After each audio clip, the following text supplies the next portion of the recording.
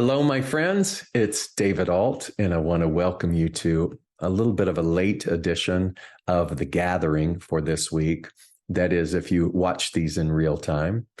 The reason is because this past weekend was the culmination of many, many, many, many months of planning for the biggest fundraiser of the year for my foundation, which is Kaleidoscope Child Foundation. And every year we produce a 5K run walk for education in order to raise all of the money that we need to secure a budget for the next fiscal year. My partner also serves on a nonprofit called Chantlanta, and they produce a festival every year for the Bhakti community, which has tons of musicians and kirtan chanting and workshops. And it just so happened that they fell at the same time. And then to add to the mix, when it rains, it pours. He and I are leaving just in about 48 hours to travel overseas to India and Cambodia for the remainder of the year. And so that means this is sort of the Bon Voyage edition of the gathering stateside. I will still continue to serve and to reach out to you and hopefully inspire you, but clearly on the other side of the world. And I will be doing so as Wi-Fi and conditions allow. But I'll keep you on top of things as the adventure progresses. So I was searching for, what do I say to you as we prepare to leave, other than thank you, first of all, for watching and tuning in. But I kind of picked up this month's Science of Mind magazine. It's on Love Out Loud, and I wrote the daily guides. And so I looked at what, couldn't remember. So I looked at what today's was that I wrote. And it just so happens it is emphasis on one of my favorite writers, one of my favorite New Thought inspirations, which is Neville Goddard. Neville Goddard, by the way, was a 20th century writer, prolific, huge emphasis on imagination and reminding us of the unlimited nature and how we can co-create with that by not necessarily defaulting our imagination in a passive way, but by becoming deliberate, thinking that the imagination is what? It's boundless, is not confined by time or space or geography.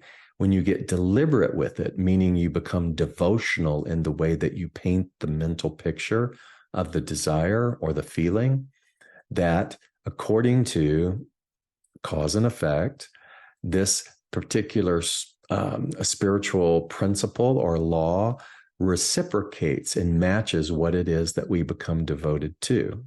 You could think about it in this way. We do it anyway, but usually we do it unconsciously.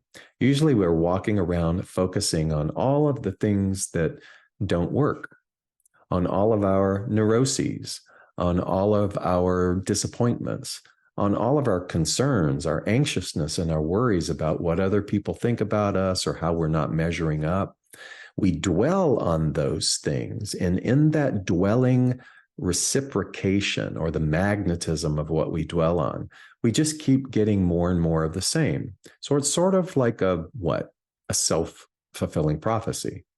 When you wake up, when you become more mindful, when you become more devoted in the deliberate collaborative nature of the realm of thought or imagination, as Neville Goddard would tell us, then we begin to produce the fruits of that devotion.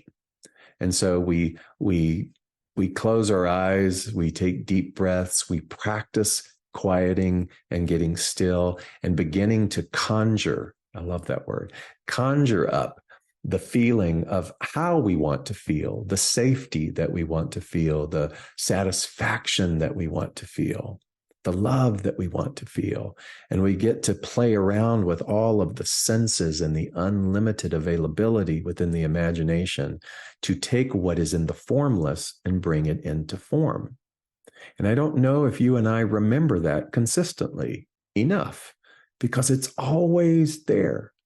So when we fret and we worry and we remain in anxiousness, or we even build identities and storylines that are less than valuable to us, it's because we're still using the imagination, but we're using it passively, unconsciously.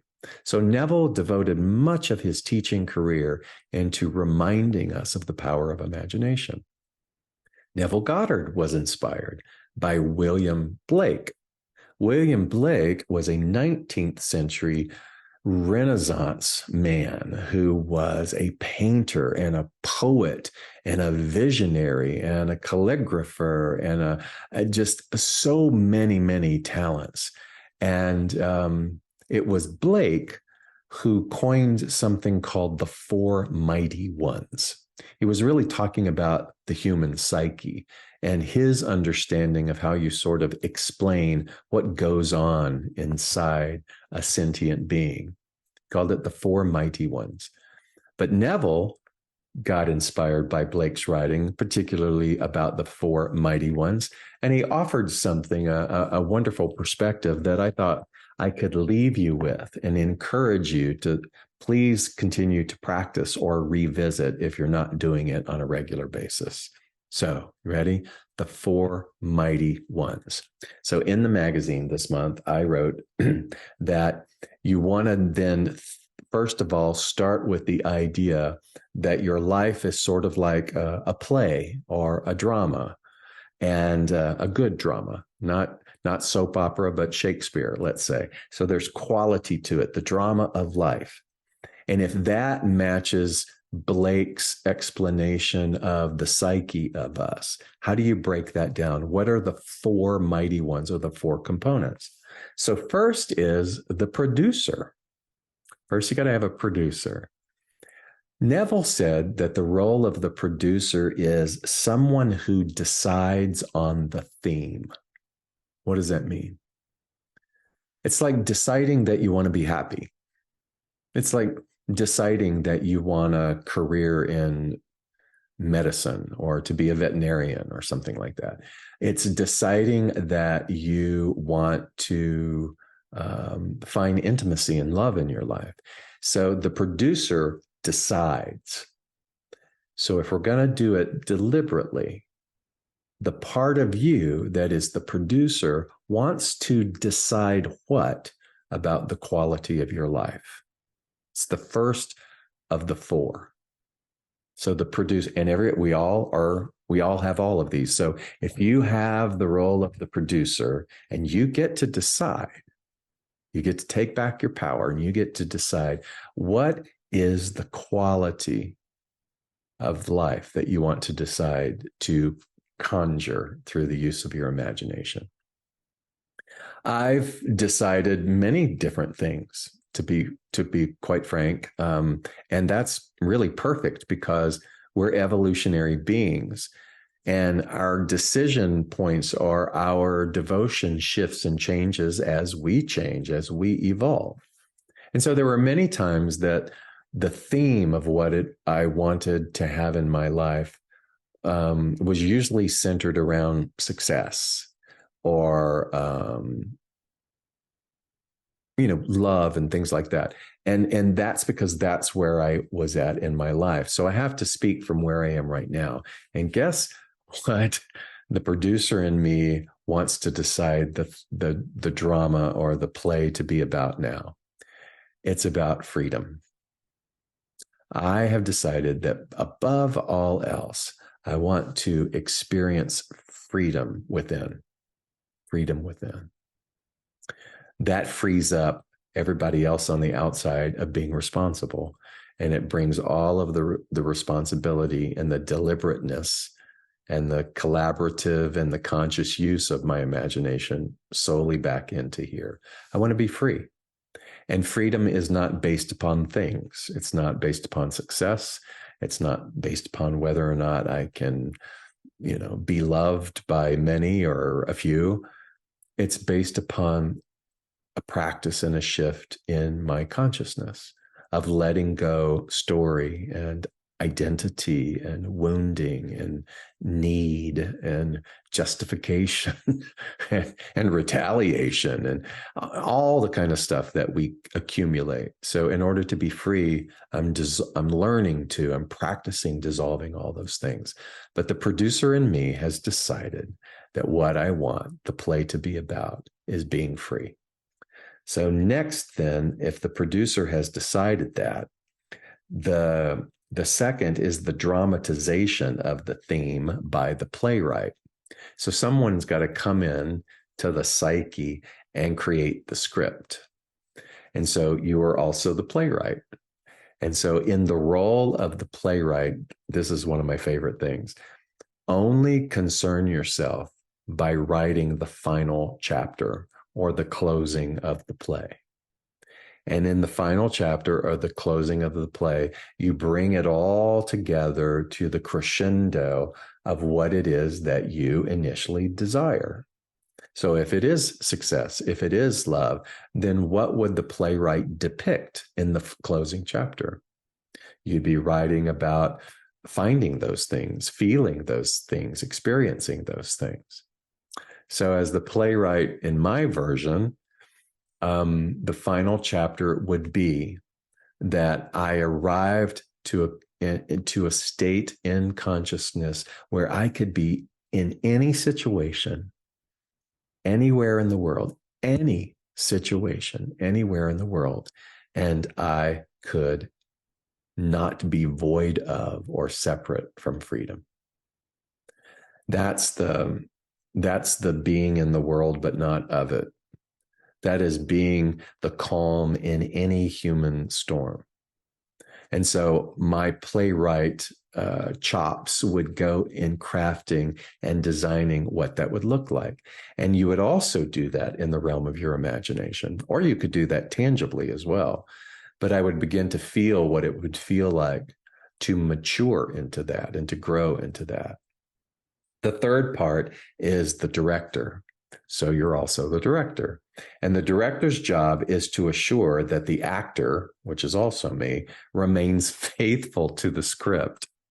So the director part of me would really oversee my choices and my actions and would direct me to say, is this in alignment with the theme of what it is that you are wanting to produce?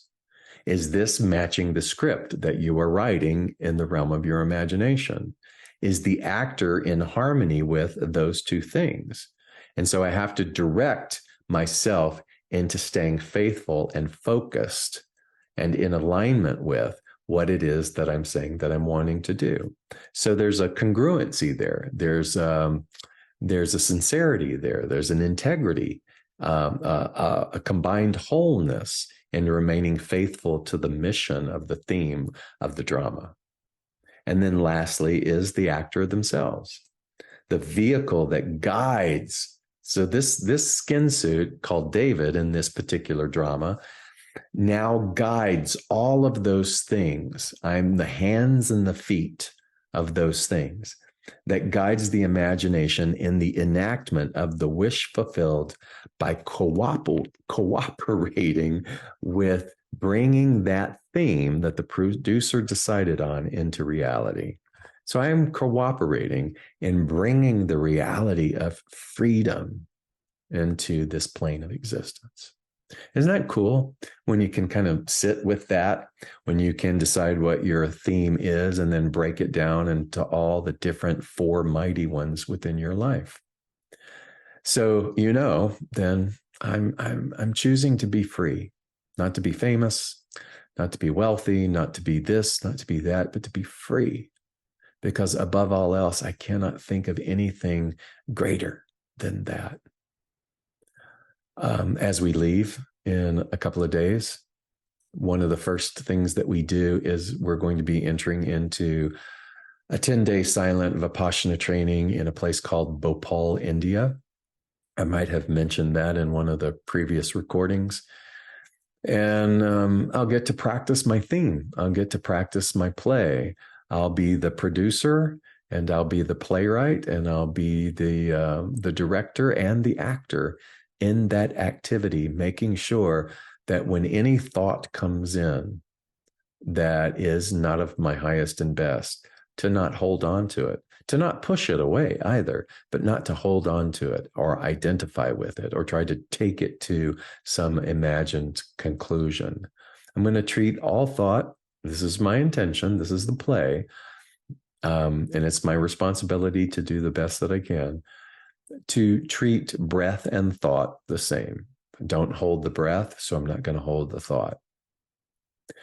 The interesting part about this, and this is what I'll close with for you, is that you may have heard that anytime you sign up for something, be it like a retreat or a workshop, the moment that you sign up, the retreat and the workshop begins.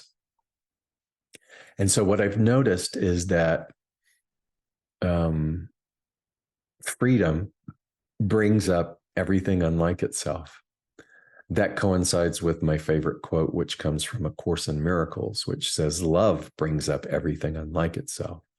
So when you choose love, everything unlike love bubbles up to the surface in order to help, not torture, but help the one who chooses or advocates for love to see that and to begin to unentangle themselves from that.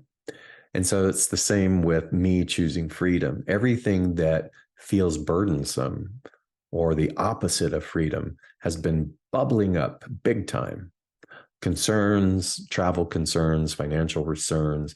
Is this going to work out? All those little pesky detail. Travel. Will I make my connections? The people are coming. There's a wonderful group coming to Cambodia to serve at the school. In India, there's a group coming to serve at the schools. And so all of those details are floating. And I'm noticing that I'm anything but free in my mind when I start to worry, when I start to try to govern heavy-handedly in my mind about all of the to-dos.